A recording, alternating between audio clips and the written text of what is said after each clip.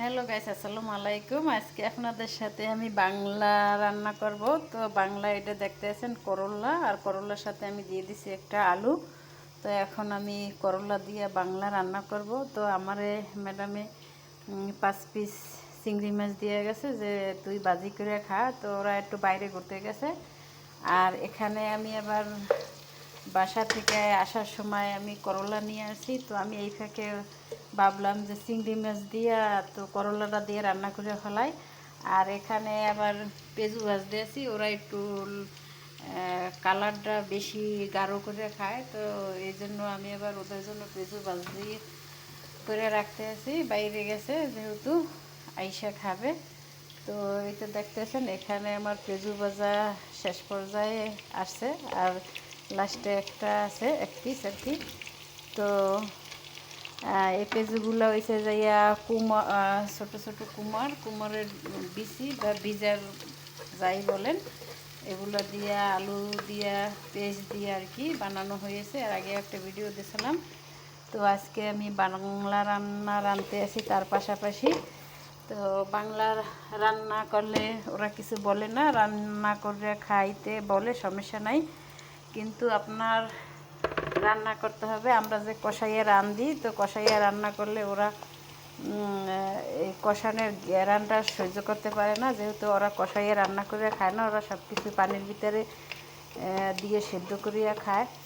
তো এভাবে আমি রান্না করতে হয়েছি যেহেতু বাইরে গেছে। তো আমি একটু এই ফাঁকে কষাইয়া রান্না করি। তো আপনারে বলবো যে আমরা বাইরে যাই, তোর যা রান্না করে ফেলা। তো যেহেতু ওরা গ্যারানটা সইতে পারে না, রান্না করলে আপনাকে কিছু বলবো না, বাইরে গেলে রান্না করে ফেলাইবেন আপনার ফাঁকে। তো এখানে আমি দিয়ে দিছি বাংলা রান্নায় একটু হলুদের গুঁড়া, একটু মরিচের গুঁড়া, পেঁয়াজ রসুন আর কি এভাবেই। আর চিংড়ি মাছটারে আমি এখন কুচি কুচি করে কেটে নেব, ছোট ছোট করে, যেহেতু বড় বড় চিংড়ি মাছ। বাহিরের দেশে বাংলা রান্না করে খাওয়াটা খুবই ভাগ্যের ব্যাপার, আর সবার ভাগ্যে হয় না আর কি। তারপরে আল্লাহ যা করে ভালোর জন্যই করে। আর আমি এখন রান্না করব, দেখতেছেন করলা বিরিয়ানি বাংলা আইটেমে।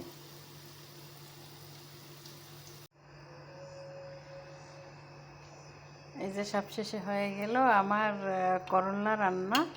তো আমি এখন রান্না করে নিয়েছি। আর এই যে দেখতেছেন চিংড়ি মাছ ছোটো ছোটো করে নিয়েছি। তো দেশে ছোটো ছোটো চিংড়ি মাছ পাওয়া যায় না, তো এভাবে ছোটো ছোটো করে চিংড়ি মাছ কাইটে দিলে খারাপ লাগে না, ভালোই লাগে।